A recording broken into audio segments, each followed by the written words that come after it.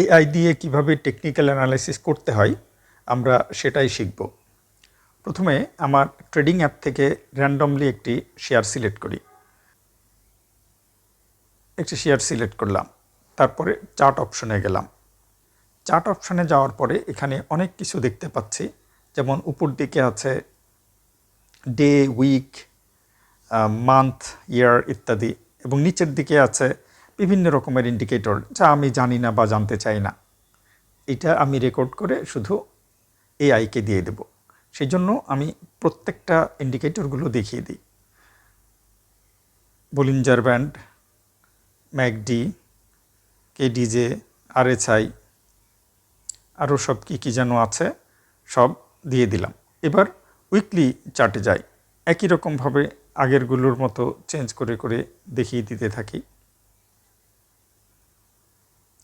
Monthly চার্টে যাই, একই রকমভাবে আবার চেঞ্জ করে করে ইন্ডিকেটরগুলো দেখিয়ে দিতে থাকি।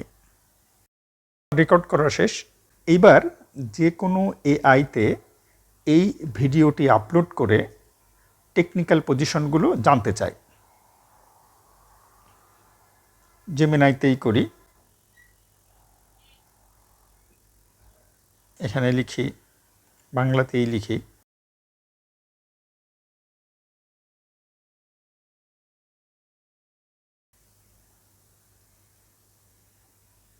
আপলোড করা হয়ে গেলে এবার জেমিনাই সেটার উত্তর দিয়ে দিল। এখানে আমরা দেখতে পাচ্ছি ডেইলি চার্টে ট্রেন্ড শেয়ারটির দাম বর্তমানে 8.2 টাকায় লেনদেন হচ্ছে।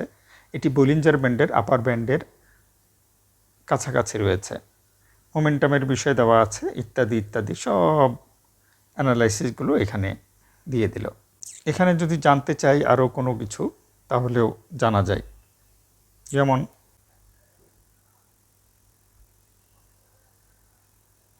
প্রশ্ন করি, এখন কি পজিশন নেওয়া ঠিক হবে?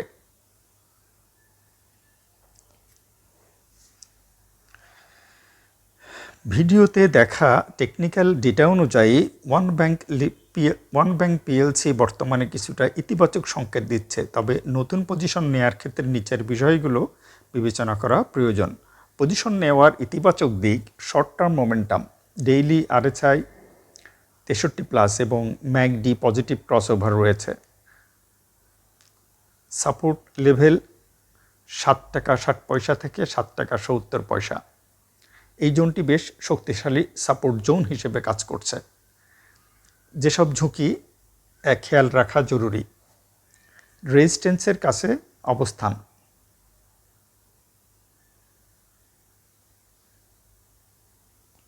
রিস্ক টু রিওয়ার্ড রেশিও, এই প্রাইসে এন্ট্রি নিলে রিওয়ার্ডের তুলনায় ডাউনসাইড রিস্ক কিছুটা বেশি থেকে যায়। Suggested trading strategy: breakout trading নিরাপদ উপায়।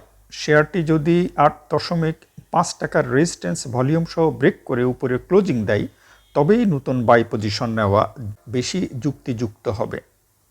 ডিপ বাইং সুইং ট্রেডারদের জন্য: যদি শেয়ারের দাম কিছুটা কারেকশন হয়ে 7.7 থেকে 7.9 টাকার রেঞ্জে আসে, তবে স্ট্রং সাপোর্ট জোনের কাছাকাছি এন্ট্রি নেওয়া যেতে পারে। স্টপ লস: যে কোনো ট্রেডে ঢোকার আগে 7.5 টাকার নিচে স্টপ লস সেট করে নেওয়া বুদ্ধিমানের কাজ হবে। টেকনিক্যাল অ্যানালাইসিস ট্রেডিংয়ের সম্ভাব্য দিক নির্দেশনা দেয়, তবে বাজার পরিস্থিতি ও ভলিউম দেখে নিজস্ব ঝুঁকি ব্যবস্থাপনায় সিদ্ধান্ত নেওয়া উচিত। এভাবেই আমরা এআইয়ের সহায়তায় টেকনিক্যাল অ্যানালাইসিস করতে পারি। যারা একটু বিষয়গুলো জানেন তার জন্য আরও সুবিধা হবে, যারা জানেন না তারা এইটুকের উপরেই ডিসিশন নিতে পারবেন।